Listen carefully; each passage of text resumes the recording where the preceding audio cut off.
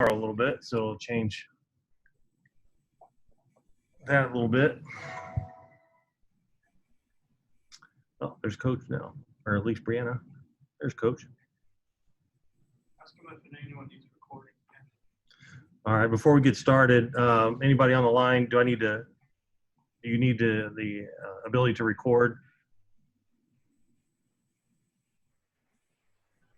Is everybody good?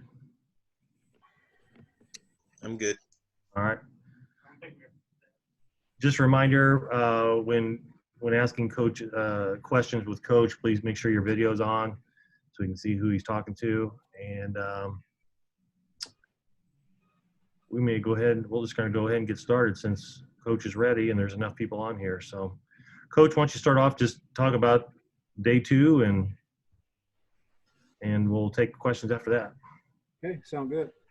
First off, Scott, that's a nice mini afro you have going on there. I meant to tell you that yesterday. Thank you. Day 2, non-padded practice. The first couple of days, we've been split up offense, defense, kind of going at a slower pace. Tomorrow's first day, we can actually put on some form of pad. So we'll be in shorts and shoulder pads tomorrow. Looking forward to that. No major injuries right now. A lot of times you're so anxious to get started. You want to get through the first couple of days and not have any lower leg pulls. So in that sense, it's pretty good. As I said yesterday, by being able to have walkthroughs before we started practice has kind of put us in a little bit better position than position we would normally be in of just starting to, coaching wise, to work with the guys on the first day of training camp. So that part is good. We have a long ways to go, and thank God we have more practices to get ready for our first game. No more additions. We're still waiting on a couple guys to get here. They're not here yet. So I'll take your question. We'll go Jeremy first, Matt Stevens second, Joey Wagner third. Bob Osmond, if you could please mute your computer, we appreciate it. We'll lead off with thanks. Hey, Lovie, I was told you could talk about him. So since he seems like the most interesting man in the world, can you address Hugh Robertson and what he brings to your program? Well, Jeremy, first off, I can't wait to meet Hugh Robinson. I think he really exists. We've had a little success going, overseas to find a guy to be able to, kick the ball. Again, it's been great on the telephone. We need to get him here. Can't wait to get him here, into the mix with our guys. I know the kickers, our kicker and punter that we have right now, they are both in excellent shape, and things, things are really looking good as far as that's concerned. Counting our snapper, you can't have a better returning group of specialists that we'll count on this year. But I can't wait to get him here and to finally meet him. I'll say that. Obviously, Bob feels good about him as a punter to bring him in, but such an interesting background: police, Army, 27 years old. Just what have you gotten to learn about him, and what do you think he brings on and off the field for you? Well, that's about all I know is what you said. Bob knows a little bit more, of course, as he's been over there, but just based on history of players that we get from that area, from that school. And I know now we have a reputation. So as we started initially recruiting him, he knew a lot about the University of Illinois. And Blake has kind of started something there, and we'll continue to go over there to try to find our specialists, whether it be punter or kicker. What's made Blake so successful in just his transition, and what do you think that can provide for you? Well, he's a deep guy off of the field, and he gets it. And he's just a professional. No one puts more time into his craft of perfecting it. No one works harder than him. And he has talent. You start off with talent. He's a talented guy. And he's been that way. That's since he got on campus, he's pretty much been like this. He kicked for us right away. To be selected captain, says an awful lot. So just love everything about him. He's one of the best punters returning, and he's expecting to have an even better year than last. And last year was a pretty special year for him. Thank you, Lovie. Thank you. Lovie, good afternoon. Wanted to ask you about Roderick Perry. First of all, has he been able to be with you guys and report to camp? And if so, or even if not, what did you like about that young man enough to bring him in? And what do you think he can bring to your football team, especially your defensive line? Well, Matt, I started talking about another player a few years ago before he actually got on campus and got here. So I kind of, I learned from my mistakes on that. Rod is not on campus yet.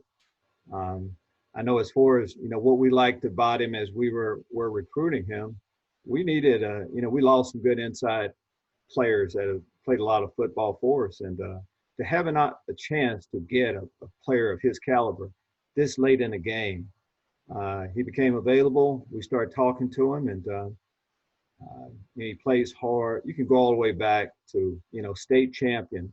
YouTube and sometimes state championship, few seconds left, he has to pin the guy to win the heavyweight championship at North Carolina, and he does it.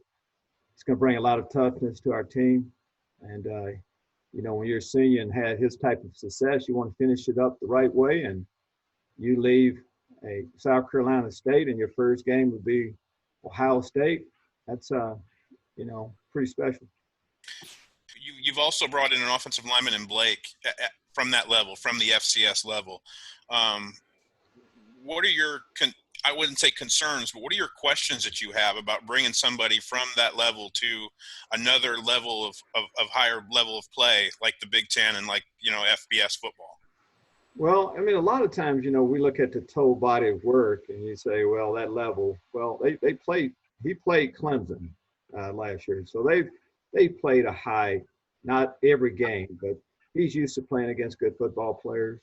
Matter of fact, he played against Rod Perry also. So we have some good history with both of them. But we just started evaluating the guy. Blake, he's smart. He's athletic. We've had a chance to be around him. I'm talking about for workouts and things like that. So we've been able to see him move around. So we feel real good about him jumping right in and helping us. We had good success with Richie Pettibone last year. And we think that, we've hit, we hit again on another. Thank you, sir. Thank you. Lovie, how are you? Great, Joey.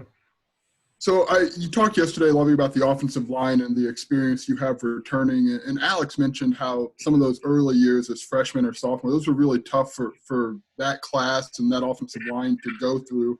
How did you guys as a coaching staff, kind of keep them, mentally up in the midst of a 2-10 or a 4-8 season? Well, I think when you're young and, you don't know any better, so you're just anxious to play. And you realize it's a process that you go through. And those guys are all pretty deep, intelligent men that kind of understand the process that you have to go through. It's kind of simple as that. They went to work every day. Nick Algoretti, of course, was here. So they had a great upperclassman that kind of showed them how it works here. Being an offensive lineman, how you prepare, toughness, and everything that it takes, daily. So that meant an awful lot.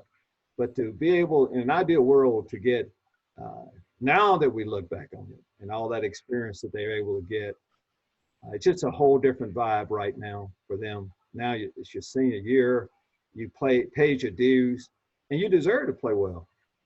And, they had success last year, and we're a stronger team this year. We're going to really count on them a lot. And it looks like Doug Kramer has really grown into somebody who's really well respected on the team and as a leader. How have you seen him kind of evolve from that first day into where he's at now? Doug, his journey was even more challenging. Initially he came in as a gray shirt, really. We put him on scholarship right away, and he's just earned everything. But when you can snap, that's pretty special. He's an athletic center. We can do a lot of things, pulling him, get him into space, but he's also, strong inside because eventually kind of gets get down to that. You know, a lot of times as a center, you have a nose guard right on you.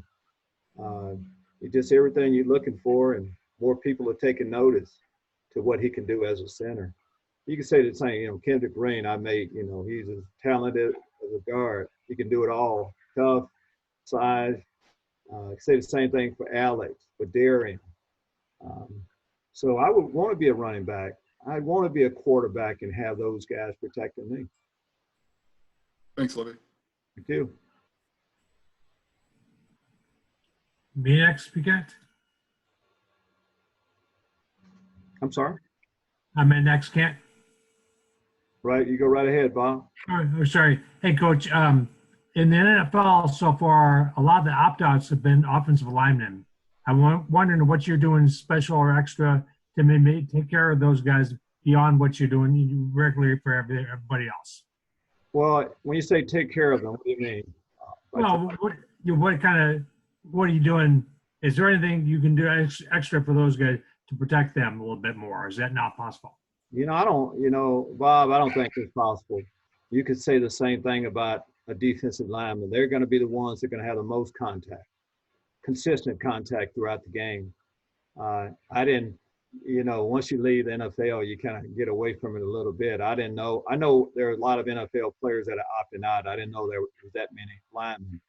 Don't know the reason for that. I just know that in a typical game, they're going to be in close contact a lot more than everybody else. So I assume that's the reason. For our guys, you know, college players have the same thing. I mean, you know, they're going to be in close contact quite a bit. And the ones that are here right now feel comfortable with that. And we'll go from there. Do you feel good about the depth you have there on the offensive line? I don't think you can find many coaches that feel great about the depth. You know, when you're building a program like we are, it was about first the guys that are going to play the majority of the time. Of us feeling good about guys that, you know, again, that's going to play. Then you do start working with your depth. I'll just say our depth is as good right now as it's ever been also. And I think on both sides of the football, we have a pretty capable backup that hadn't, in a lot of cases, hadn't played a lot, but we feel good about it. And of course, offensive line wise, when we talk about those guys have been playing all the time, so there's not a whole lot of experience behind them, and that's concerning. Thanks, Coach. Welcome. Jim Cotter and then Alec. Good afternoon, Lovie. Marquez Beeson was injured last year in training camp. How's his attitude been coming into camp this year, and what do you expect out of him as a season? One more time, Jim. I'm sorry. Pardon? I'm sorry. You need to speak up, Jim. Oh, okay. Is that better? Is that Yeah. better? Yes, it is. Marquez Beeson was injured last year in training camp. How's his attitude coming in this year, and what do you expect from him as camp starts? Well, you know, as far as what we expect from him eventually is, you know, him to become a great player. He's got all the tools to become a great player. Not good, a great player. He's not 100% yet, though. But so we'll gradually work him in training camp wise. He won't be on an everyday practice routine, but nothing has changed. He was impressive in training camp last year before he went down with injury, and he's bigger, stronger, all of that. Knows the game a lot better. So eventually that's what we're going to get from him. Thanks, Lovie. You're welcome. Okay, Alec, and then Mariah after that. Hey, Coach. Hope you're doing well. I guess the first question I had is, you know, last season you found a lot of success with the special teams and especially returning kicks with Dre Brown. Is there a group of guys that you're looking to do that this season for you? Yes, but we're working through, Alec, that right now.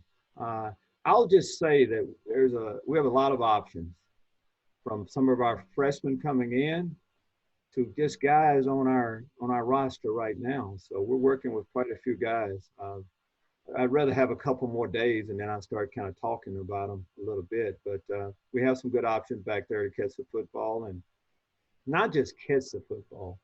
We have to take our special teams to a point where we're just not talking about, you know, James and Blake and Ethan snapping the ball. We have to get more from our return game, and just like the rest of our team, I think we're building to be able to have a few guys that can make you miss and, give the offense a couple more yards to start with. You've had great success kicking, like you said. How do you think Coach Liggs gets overlooked a little bit just because he's on special teams and not necessarily offense or defense? And how much has he kind of contributed to the success of the special teams? Oh, I think, we have 10 assistant coaches, and I think Coach Liggs been around a long time, and that's been acknowledged by a lot of people. So I know in our program, it is about offense, defense, special teams, and Coach Liggs has a big say in how we do things, how we've won football games around here. But I will acknowledge the job he's done. Coach Liggs and I were talking about 1987 is the first time we went to training camp together. So we've known each other a long period of time, and he's an outstanding coach. Thanks, Coach. I appreciate it. Welcome. All right, Mariah, and then Robert Rosenthal. Hi, Lovie. How are you? I'm doing great, Mariah. I took my Geritol this morning, and I'm doing pretty good. I promise I'm not going to comment on your age today, okay? Mariah, you know how much you called me, Mariah, by those comments yesterday. I've had to answer quite a bit. Are you okay? Or did I have a wheelchair at practice for you? No. So now I spent most of my day doing push-ups out there, letting the guys see that I'm okay. You have to prove it to them. Well, okay, so I'm wondering, so you've seen the Big Ten player demands. Yesterday, you made a point to comment that, players have a say in what they do always. So how do you make sure that players are aware that there's an open line of communication between them and you? All right, that started 4 years ago when I first got here. I think if you have to all of a sudden start calling a whole lot of meetings right now, guys, my door is open right now. If you're doing that right now, there's an issue that you have that's a lot deeper than just this. So that's how we do it around here. I think our guys will tell you that. I'm approachable. My door is open. I try to stay up as much as I possibly can on things that really matter, that first affect our program and, of course, our players, and that's the case. As I've said before, I'm in favor of the players getting everything that they deserve, all of us. Football has helped so many people, coaches, administrators, players, and all. And I think there's a fine line, and there's a happy medium where we can all be happy. And I think that's the case with our players. And I'll just say that we talk completely, quite often, and I know that the guys feel okay with what we're doing around here. Do you think that during these times it's more important to have a certain level of communication than it was in years past? Or like you said, since you've started coaching, it's just always been something that you put a lot of value in? I think every year there's something pressing that you have to focus on a little bit. It's bigger than football, what we're dealing with COVID-19, with just the social issues that we have. They're more prevalent to a lot of people who are noticing these things. COVID-19 is different. That is just something that happened this year. The other things that we're dealing with and we're talking about, they've been there forever. And I'm saying in our program, we've tried to address those other issues, not just right now. So for me to change, for us to have to change up and start doing a whole lot of things differently, we don't have to do that. We've been doing that all along. Great, thank you. Thank you. Okay, Robert, Gavin, and then Brett. Hey, Coach, so you lost 4 defensive linemen that had started 9 or more games last year. You got a lot of guys back who do have experience. Who are you going to lean on the defensive line, both in returning players but as well as newcomers? Well, first off, Rob, just returning guys. As we talk about, those 4 offensive linemen that have played a lot of football around here, started as freshmen. Isaiah Gay, I think, had maybe a sack and a half his first game. Owen Carney, Jamal Woods. Those guys have all played a lot of football too. You're right, we lost players, but those guys have played an awful lot of football. when you bring in a couple graduate transfers like we did with Chenadu and with Rod Perry coming in, that's saying something, and they'll get into the mix. But there's also a freshman class of about 4 defensive linemen that we can choose from also. I don't like to start talking about freshmen before they even get in pads, but we have a little bit of depth on the defensive line. Then I'm going to talk about a guy like Seth Coleman that we redshirted last year, Keith Randolph. We have some talented players that just need to play, and now it's their number's been called. It's time for them to step up, and they will. Yeah, thanks, Coach. Welcome. All right, Gavin, Brett, and then Alessandra. Hey, Lovie, good to see you again. Hope you're doing well today. Thank you. I know you talked a little bit about the offensive line and Blake Jarosati already. I think it might have been Alex Palczewski who said it yesterday when he was talking about Blake. But he mentioned that he said he's probably been called undersized his whole life. So I was wondering what you make of him as a physical prospect. He seems pretty similar to Doug Kramer for me, who I know is a stalwart for you guys. So. Yeah, that term undersized, man, I've been dealing with undersized all of my coaching career. Kind of started off with Derek Brooks as he was playing wheel linebacker. He's undersized because he's not Brian Urlacher's size. Linebacker-wise, we play with 220-pound guys instead of 250-pound guys. Offensive lineman, okay, if you're 330, you're the right size, but if you're 300, and what I look at a little bit more is their strength. I think size can be overrated when you have bad weight on, as opposed to, athletic guys that have a little less weight, but they're strong and they can compete hard and they can move. But when you've been told something, we all get motivated for certain reasons. When people start questioning what you can do based on size, you want to prove them wrong a little bit. When you're at a school like Wofford and you decide to come to a place like University of Illinois, you want to prove some people wrong about what they think about you. So I know we're going to get the best version of Blake, and can't wait to see him on the field tomorrow. Absolutely. And this is your second year now of, kind of having just one opening on that start for the starters for the O-line. Just wondering how much that consistency helps with this group of these 4 guys who are real experienced and talented that you have. I didn't really disinclude Blake from that, but just because we haven't seen him. Again, if you have every coach, if you had your rather, you'd rather have guys with experience. And so that helps an awful lot when you play together. When we say play together, I mean, Doug, of course, was injured and played a bowl game. Alex a little banged up at the end. But our guys have been healthy too. They've all played together, which now they know the pluses and minuses about, each other's game and what they bring each week. It helps an awful lot. And in an ideal world, you want that experience on the offensive line, along with a 5th-year quarterback. So that's a good start. Thanks, Lovie. Thank you. Okay, we'll go with Brett and then Alessandra, and then we're going to move on to players. So 2 more questions.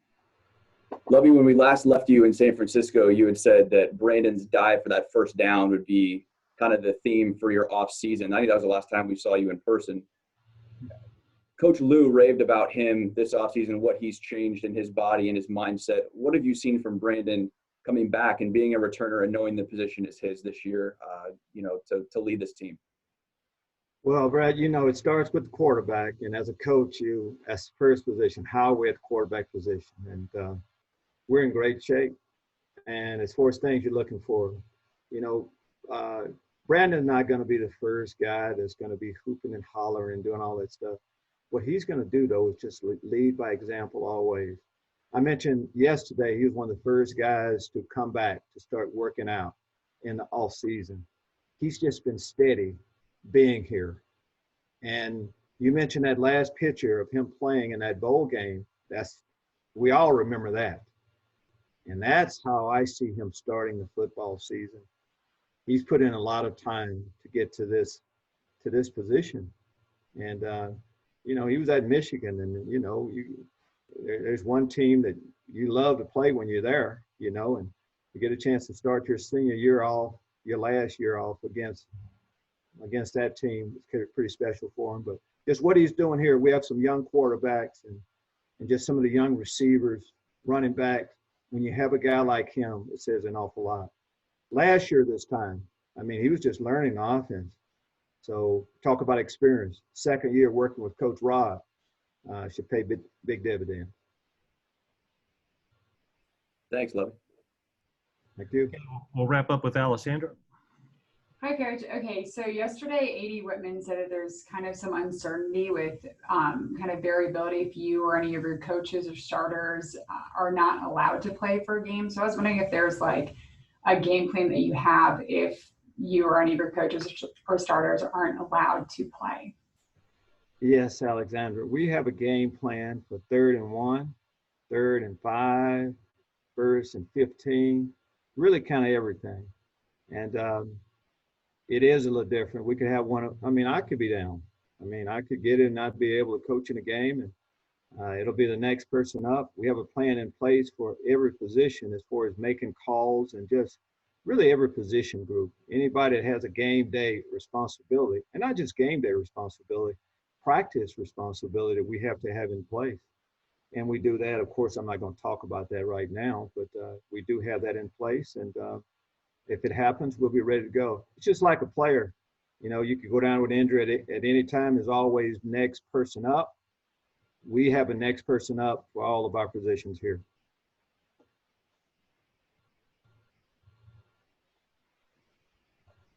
Anything else, Alessandra?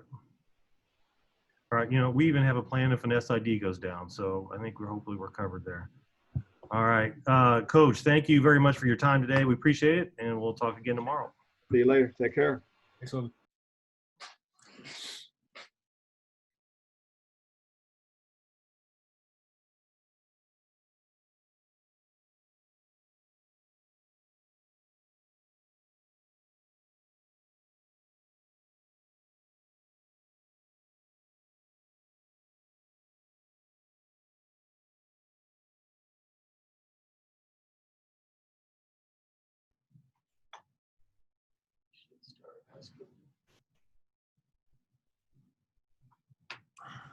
Fire away, somebody. What's up, Blake? A couple days of camp here now so far. I'm sure it's great to be back. What's it like to have kind of played a role in Hugh Robertson coming to Illinois, and what's that process been like? Yeah, it's been really good. We started early on. We've always been wanting to have someone come in, whether that's after me or like Hugh's coming in now. And me and Lig spoke about bringing in just a guy, like a really solid guy to compete with, to selfishly make myself better and push the KPS group along. And I'm very, very happy that he went with the Australian route as well, because it's just a repayment to Nathan Chapman and John Smith at Pro Kick Australia. It's good to see that. Well, it's great to see that Coach Smith and Coach Lig have trust in them. And that was one thing that when I got here, that was one of the ultimate goals was to have another Australian replace me, because the work that those guys do down in Pro Kick is just unmatched, and it's a great form of repayment for them.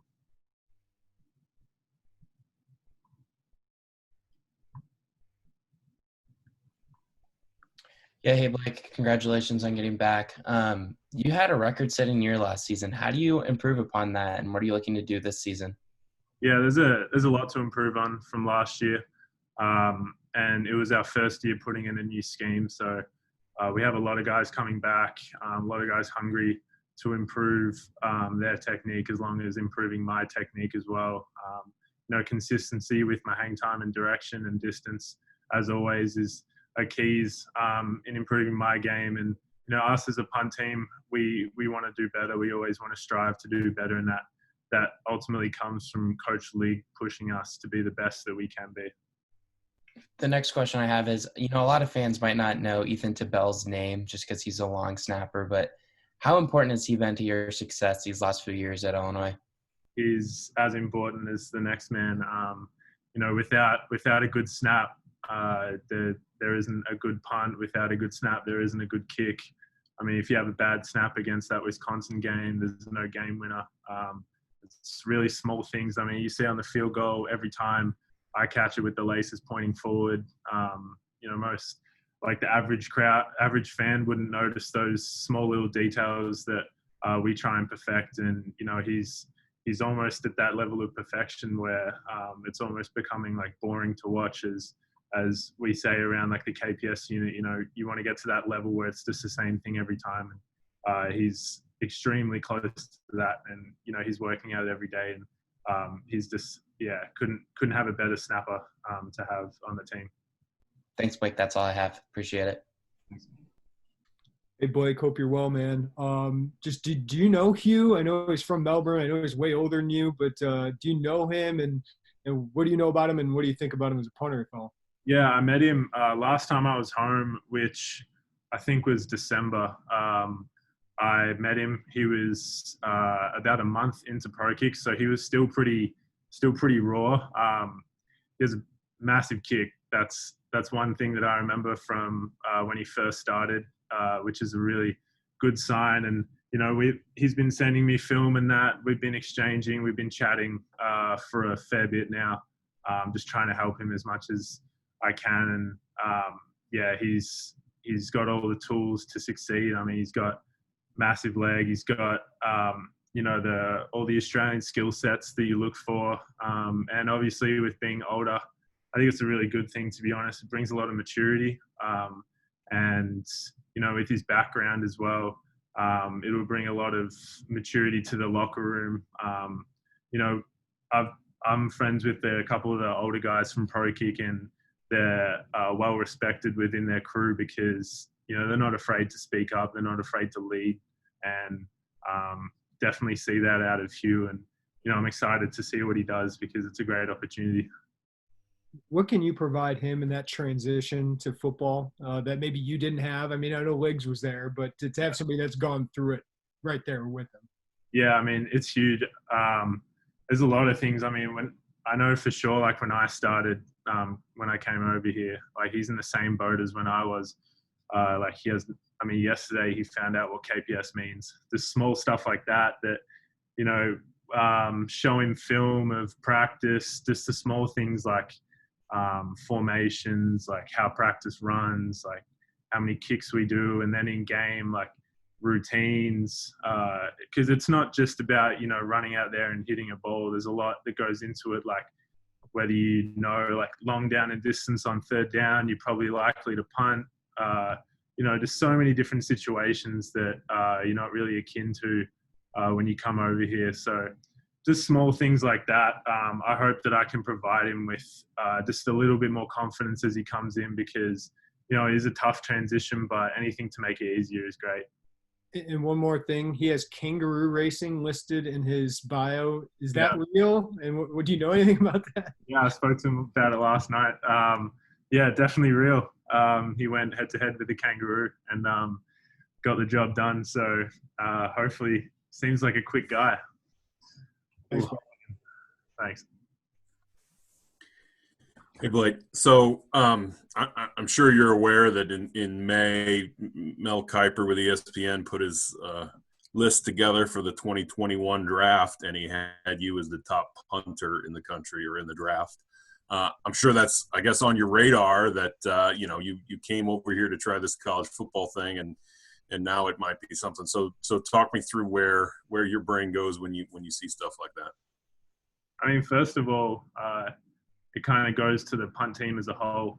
It's not just me out there. It's always the gunners and the protection. I mean, I can't kick without the ball, can't kick without the line protecting me, and I can't kick without the guys running downfield. So as I see it, it's a kind of a whole punt team recognition along with Coach League and the KPS guys. And, secondly, I'm just trying to focus on what I can do at Illinois to help the team win. I'm not looking forward, not looking ahead that forward at all. Just trying to really focus on my game here and what kicks can I do and how can I improve to help us, get better net punt, get better inside 20s for this coming season. He also had James McCourt as the number 2 kicker in the country. So do you and James then look at it as like, hey, we can be the top combo in all of college football? Right. I mean, again, it's a preseason, it's a preseason deal. So, you definitely want to make sure you're on those at the end of the year. But again, me and James don't really look at those things. We just want to do the best that we can for the team. And I mean, if you end up on those rankings, then that's great. But if coach is happy with how you're doing and how you're helping the team, then that's all we can ask for. All right, thanks. Thank you. Hey, Blake. Yesterday, Jake and Palcho kind of talked about how it's sort of on individual responsibility to make sure everybody's following the protocols and everything in place to make football happen. How would you feel like just over the last 2 months you and your teammates have done in that regard?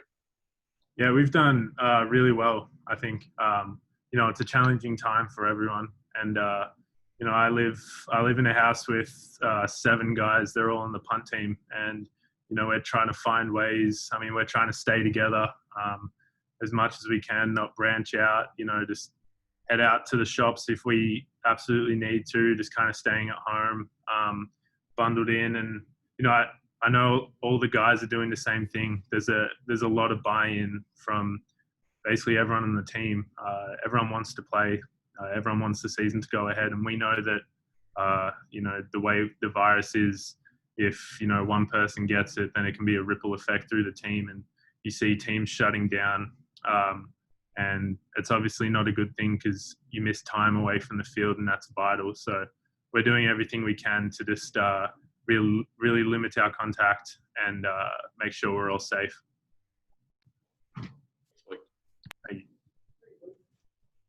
Hey, Blake, when we talked over quarantine, I think you talked about maybe experimenting with new things or working on the mental side of the game. Have you added anything in those capacities that maybe even specifically mentally, or how this quarantine helped you with that? Yeah, definitely with the mental routine, it's definitely been helping me, and as well as the KPS guys. We talk about it a lot because there's an old saying, like 50% of the game is 90% mental. So just that focus going in, and for us it's a lot of muscle memory, and with the KPS position you can get caught up in a lot of external things, but ultimately it's internal and your mental attitude and that. So we've been really hammering it as a group and trying to stay positive through this time, and on the field just really pushing each other in a positive way to get better. So yeah. Thanks, Blake. Hey, Blake, hope you're well. I know, kind of piggybacking on Joey's question a little bit, a lot of times you guys are off on your own at practice doing your own thing and not with the rest of the team. Now, with the possibility of having less fans in the stands, or possibly even, some cases if things get worse, no fans in the stands, how is that going to interrupt your psyche with, or do you not think about that when you're out there doing your thing, punting? It'll be different having like a minimal crowd. We've spoken about it. You might be able to hear, the guys in the line. Sometimes they're a bit chirpy. You might be able to hear the guys on the sideline.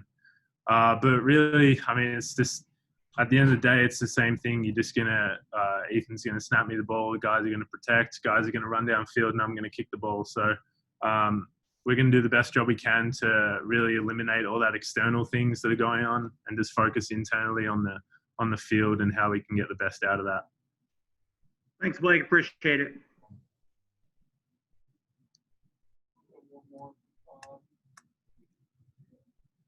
He's muted.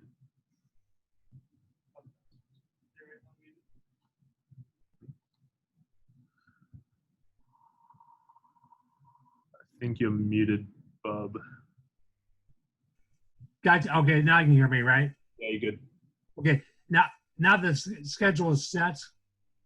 Are your parents and family talking about coming over here, or is that not going to be possible? What you're thinking on that, and how important would be as a senior to have them come over? Yeah, it's a tough one.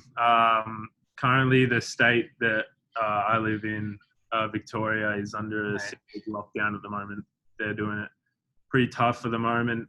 They were very low on cases, and then it spiked back up to like 700 a day. So they're on like full complete lockdown with like police finding people if you're outside a 5-kilometer radius of your house. So yeah, for my parents to get over this year, it's looking unlikely, but they're going to try everything and look at every loophole possible to get over here, whether that's for one game or a handful.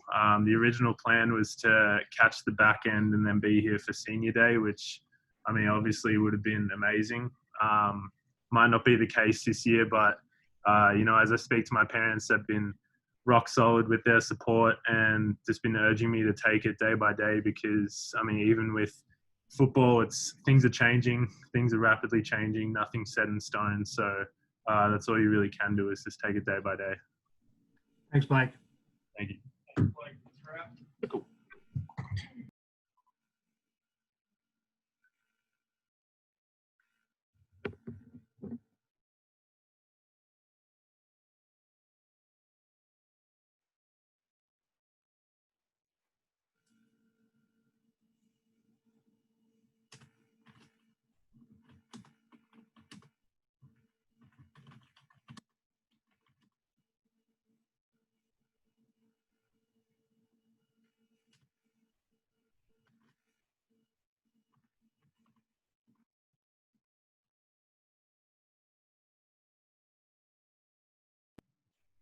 How's it going, everyone? Hey, Doug, how are you? Good. How are you guys? Good. Hey, you're going into your year 4 with a group that's been around for a long time here, Doug. I mean, how much has changed from now versus even looking back to that first time in 2017 against Ohio State? Yeah, I mean, it's changed tremendously. You know, we've kind of grown up, you know, in the past 4 years, and you know, it's everything we've been doing. You know, practice, games, like how we are in the classroom, like everything has changed a lot. And I think, you know, that's part of, you know, becoming an upperclassman, becoming a leader on a team. You kind of have to figure those things out. So it's been really cool to see. I actually watched the 2017 Ohio State game a couple of days ago. So, I mean, it's definitely changed a lot for sure. How have you personally, I mean, I've seen, especially over the course of the last few months, it seems like a lot of guys respect you, and I know you've reached out to a lot of teammates over the course of the last few months. How have you changed or maybe embraced your role as a leader on this team? Yeah, I think, you know, the first few years here, you know, we had a guy like Nicky who kind of showed me the ropes, and, you know, I kind of was looking at him the whole time, like, all right, what does he do? How does he act? You know, how does he act around the guys? And, you know, I've liked to take a few things from him and learn from him. But yeah, I mean, once, you know, he left, I knew that, you know, I was probably going to have to be one of the guys to step up, as well as, you know, Darian, Palcho, those guys, just being older guys in the room. So, you know, as far as reaching out to all the guys, I just wanted to make sure they were all good, and, you know, if they needed anything, just let them know that I was there for them. But yeah, I think, you know, you learn a lot of things from the people who are above you, and, you know, I'm super grateful for that. So. Thanks, Doug. No problem. So, Doug, going back, you know, it's kind of crazy. You're at the final year here now. You know, you have a journey that not many college players have. You commit to Florida Atlantic, then you find out there's a gray shirt spot available in Illinois. You commit there. That coach leaves after, you know, like 3 weeks after you sign that deal. You then don't know if your gray shirt's going to turn into a scholarship. Then you get put on scholarship, and now you're a 4-year starter facing your 5th year. So what's it like, this whole like journey of, you know, 5 years to get to here? Yeah, I mean, the first little gray shirt part, that was definitely the craziest. Just because there's a lot of uncertainty. I didn't really know what was going to happen.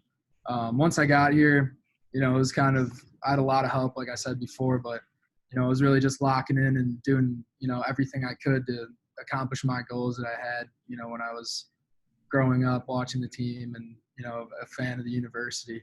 But yeah, I think, that first few years were kind of a whirlwind. We had to play early on and, a lot of growing pains showed for sure. But I think, we've put ourselves in a position now where, we could do some pretty special things this year, I think. Speaking of those special things, how good do you think this line can be? You have 4 fourth-year guys plus Blake coming in who's, played a lot of football at different levels. So how good do you think you can be? I think we can do some, like I said before, special things. Not really sure what those are yet. But, every single day as an offensive line, we're not thinking, months in advance, like, oh, we want this, we want that. It's more of just every single day, you got to lock in, you got to get better at what you need to get better at. And, I think our coach does a great job of honing us in on, the certain things that we need to get better at. And that's really what we focus on every single day. And that's what we have focused on for the past few years. Thanks, Doug. No problem. Doug, I've got a couple of things.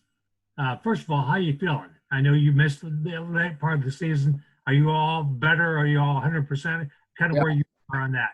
Yes, sir. I feel great right now. Best I've felt in years for sure. The other thing is you play offensive line. How's that different? And maybe what's your thoughts about playing offensive line at the time of COVID-19? Are you worried about, having to block guys, are you worried about guys going to be affected? How's it different? Is anything changed for you that way? I mean, maybe it crossed my mind, a couple weeks ago or when they were announcing, the plans and stuff, you kind of have in the back of your mind, like, oh, how's this going to work? How's that going to work? But, right when you hear, our athletic director talk and, Coach Smith talks and the leadership of our university talks, I mean, I have the most confidence in them, and I feel completely comfortable playing this game this season. And yeah, so, I mean, as far as, worrying about offensive line, when I'm out there, I'm thinking about, blocking the guy across from me, not too much about the other stuff. Can you do anything different? Are you guys wearing some sort of guard, right? Some sort of face thing? Yes, sir. Yeah. Kind of help yourself, protect yourself.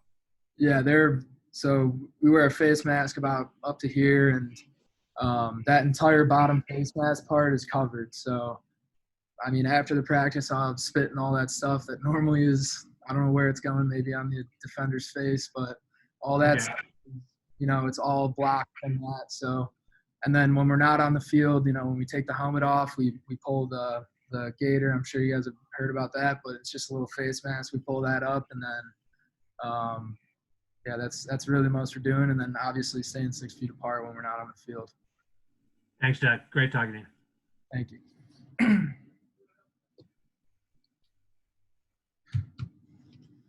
Sorry, I had to unmute. Hey, Doug, how's it going? How's it going, Gavin? Pretty good. Good to see you again. I wanted to ask you about Blake Jarasati coming into this offensive line group. You guys are a real veteran group. Once again, you're adding another experienced transfer. Have you talked to him yet? And what's your early impression been of him as what he's going to be like as a teammate and a player on this team? So I've been, I think all 4 of us on the offensive line have been talking to him since probably the day after he committed around that time. And he's been awesome. He fits right in with the group. Whether that's on or off the field. And I think the biggest thing about him is he really wants to learn, and I think he tries to absorb all the information going around. So, I mean, he'll ask every single person on the offensive line questions when he's not getting coached by Coach McClain. So it'll be right after he learns something from him, he turns over to me and he'll ask me something, or he'll turn to Palcho and ask something. So I think he's got a great work ethic, and I think he fits perfect in with the group. As a veteran at Illinois and in the Big Ten, what do you think an offensive lineman needs to do coming into a camp to get ready for this league? I mean, obviously you got to understand that, you know, it is the Big Ten, but at the same time, you know, there's a reason you're there. Like those coaches, they believe in you. They believe in you enough to, you know, bring you along and bring you over to the team. So you got to be confident in what you can do. And, you know, you just got to go out there and battle every single snap. You know, you got to focus on your technique, all that stuff for sure. But inside in your head, you just got to have the want to, and, you know, you just got to be ready to get after people. You guys have a bunch of younger players on the line who haven't seen time because, you know, the front group has done so well and has stayed healthy these past couple years mostly. What do you just look for in some of these younger guys to make steps forward? Yeah, I think the biggest thing with those guys is, you know, everyone in the O-line room this year for sure, you know, wants competition. And you want, you know, the young guys below you to not want to just be the second string. Like you want them to battle every day, like I just said, and, you know, push and try to motivate themselves and try to win that spot. And even if it doesn't happen, that makes both players better. And I think they have done that so far through, you know, the past 2 days of this camp and, you know, going forward. But that's really what I look for. I just, you know, look for people who want to compete and, you know, want to get better and learn. And last one, you know, you guys are listed both at 6'2", and I think you're 300, he's 295. It's easy on paper to make that comparison just between you guys. Do you see that? And also, what do you make of people calling him undersized? Because I'm sure that you've been called undersized for a lot of times in your career as well. Yeah, I've definitely been called undersized a fair share in college. And, I mean, the biggest thing about that is just, so what? Like, it doesn't matter. You know, use it as a motivation if you want, or just brush it off. But at the end of the day, you know, you're going to be the one in there blocking the guy. So it's more important to focus on, you know, what you can do on the field, how you can be the best player you can be, than to, you know, worry about the undersized thing. Thanks, Doug. Doug, my first question is, has Coach Bob figured out this Zoom thing yet? Or is he still a little old school and need some help? I think, you know, he's definitely gotten a lot better for sure.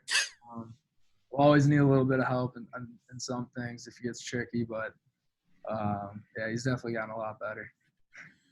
Specifically on the field, who's behind you at center? You know, who's working at center along with you? I know Kendrick said during bull practice he was doing it and kind of admitted to us in classic Kendrick fashion, I kind of suck at it.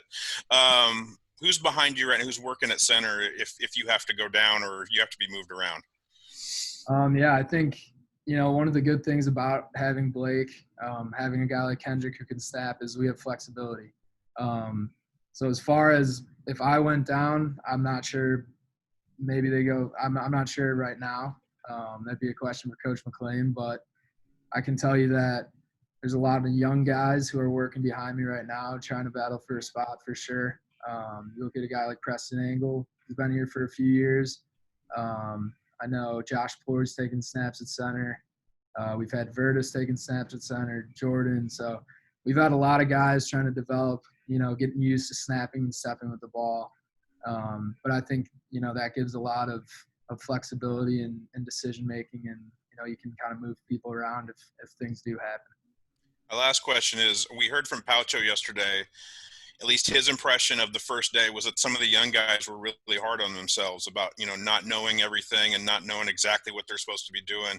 Is it your kind of responsibility and Paucho and some of those older guys to kind of remind them, hey, you're a freshman, you're not really supposed to know exactly 100% what you're supposed to be doing. This is kind of what this is for.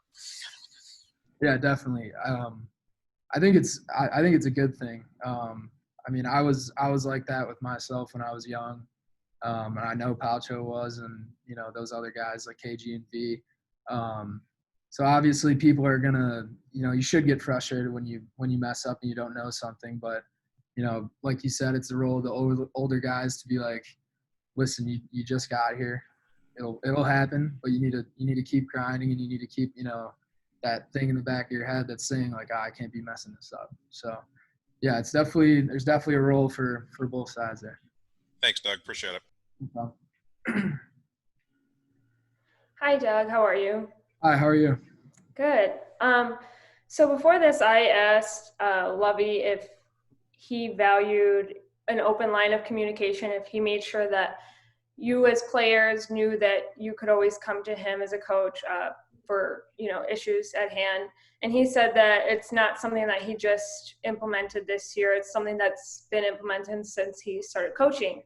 So I'm just wondering if you have seen your teammates actually use that to their advantage, or if you've personally ever talked to him and you felt like your coach was open and you were able to actually go to him with anything regards to on the field work or off the field. Yeah, definitely. I think that's probably one of the first things he says in his team meetings, and one of the first things he said to me when I got on campus my freshman year. It was like the day before camp, and he brought me into the room. He's like, "Look, if you ever need anything, like we can talk, direct man to man. We'll have a conversation, and everything is open in that room." And I think for sure, like people have used that in the past, have talked to him, have gone to him. And yeah, I'm not sure if I have in the past couple of years. But yeah, I mean, if you need to, you definitely can. And that's the same way that, basically our athletic department works too, because I know our athletic director, Josh Whitman, is kind of the same way, where, you can get in contact with him and it's not impossible to.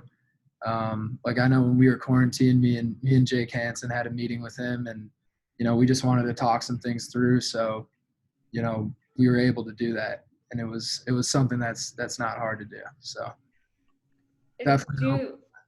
Do you find that it can be tricky sometimes, like if there's something, especially like when it came to the transition of coming back for practices and, now you're preparing for a season still amidst a pandemic. Do you think that it's okay for you to bring up some issues or worries that you have without any consequences? Yeah, definitely. And I think every team meeting that we've had, we've finished that off with, if anybody's got any concerns, you can ask the questions right now. If you don't feel comfortable with talking in front of the whole group, you can contact Coach Smith, Coach Knox, Jeremy Bush, our head athletic trainer. You can contact any of those people, directly if you want to, if you don't want to do it in front of the whole group. So yeah, that's how we finished basically every team meeting for the past couple months. So yeah, it's been good. Everyone can voice, any concerns they have and stuff like that. Great, thank you. No problem. Doug, I got one more. The NFL, 66 players have opted out of the NFL this year, and the offensive linemen are the majority, the biggest number. Does that surprise you a little bit that they would be the ones opting out? Does it make sense to you because kind of how physical the position is? Yeah, I didn't even know that, to be honest. It's a little surprising, but everyone's different. People have different situations. Those guys have families and kids and stuff like that, so they have a lot going on. In that regard of opting out, I can only really speak for myself, and I don't think I see myself doing that. Thanks, Doug. Yeah, no problem. Oh, okay. Hey, Doug, I'm sorry. Yesterday, Palcho mentioned that 2017, he said those just sucked. Like those were not, really enjoyable times on the football field for him. What was your experience? And do you guys talk about that? Is that a topic of conversation that you guys come back to? Yeah, definitely. Me and Palcho were talking about the score of the Ohio State game today out on the field. It's something that we're using kind of as motivation because we did get beat. We got beat bad, and it's embarrassing when that sort of thing happens because we believe we're better players than that. But I think looking back on 2017 and the years like that, you can see the growth and you can see that really the things that you're doing, the things working hard every day, just taking it day by day, that sort of thing, the thing that our offensive line kind of lives by, you can kind of see it working because there has been a progression. There has been, people are getting better and stuff like that. So yeah, I think, as an offensive line, for sure, the four of us talk about it all the time. You can flash back to games and just be like, man, like it can't be like that again, basically, sort of thing. Thank you, Doug. No problem. Pretty good. Yeah. Yep. All right, I appreciate it. Thanks, guys. Nice. Thanks, Doug. I appreciate it.